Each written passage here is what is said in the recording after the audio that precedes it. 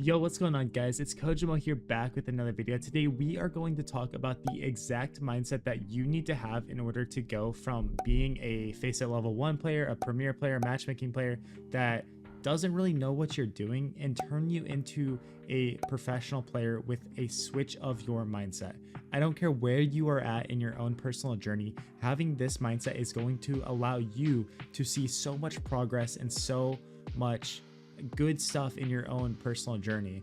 And it's something that if you don't have, you are going to struggle with a lot. It's a very simple mindset switch that I want you to be able to implement in your game, and today we are going to get into that. But before we do that, I have to give you a message from the sponsor of today's video. Thank you to the sponsor of today's video, Skins Monkey. They are one of the greatest and easiest to use CS2 trading sites out there. You can swap out the skins you do not like for brand new ones that are so much more fresh. Even skins that are trade locked can be secured by adding them to your backpack. The greatest thing about this site is that you can buy skins for so much cheaper with a 35% deposit bonus when you use my code, KOJO. Make sure to check out the freebie section where you can get a free skin just by completing tasks. On top of the bonuses, you also get a $5 bonus when clicking the link in the description. Alright guys, so I need you, in order to actually improve and have a chance in this game, believe in yourself. If you do not believe in yourself and at least have the confidence to know that you can improve and learn and grow, you are never going to make it in this game. Honestly, if you want to have a good ego inside of Counter-Strike, and this is just life, this isn't just Counter-Strike, you need to have full confidence in your abilities. I want you to join a game and stop worrying about what players you're playing against, what names are in the server, what elo. Oh, these guys have 100 hours in the past 2 weeks, they're going to be so much better than me.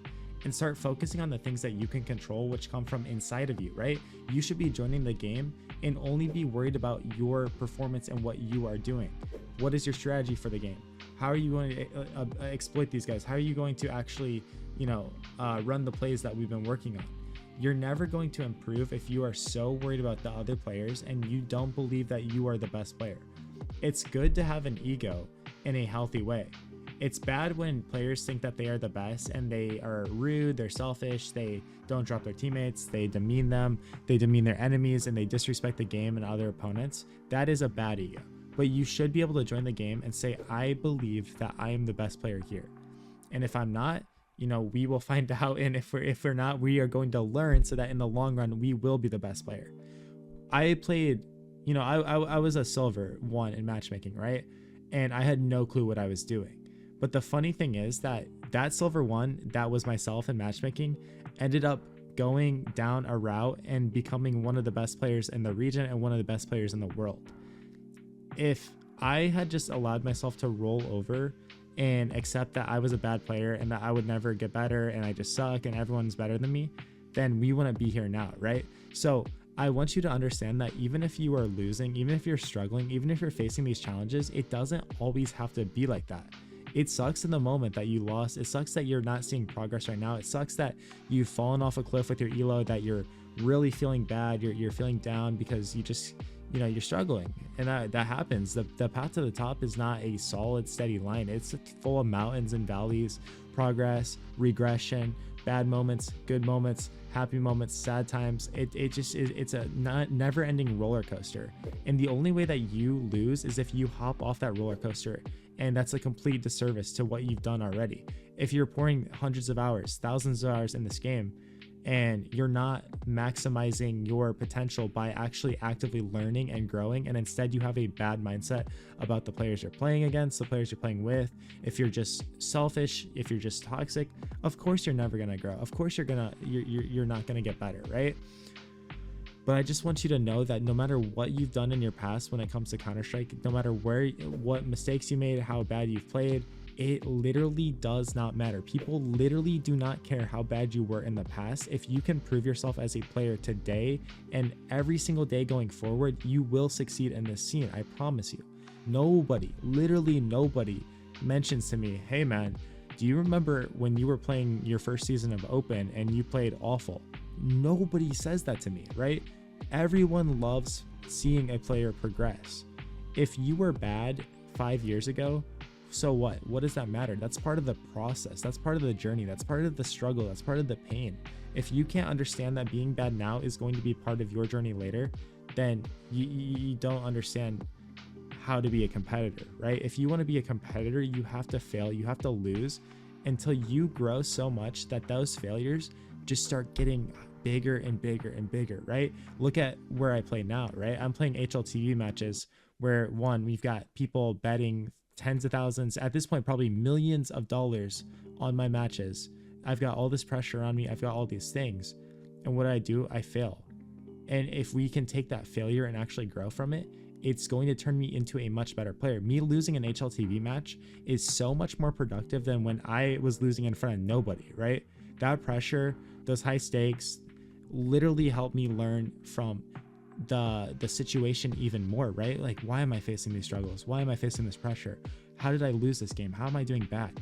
So guys, trust me, if we can look at our games and actually understand these things and constructively work on, okay, I'm getting exploited on B because I'm dumping my utility too early, or man, I'm getting exploited on B because I'm playing so scared and I'm just giving my opponents all the respect. You could look at a demo and see that, dude, my opponents weren't even in B apps for 7 rounds that game. Well, like I didn't even know that. I was so scared that I was terrified and never pushed it once.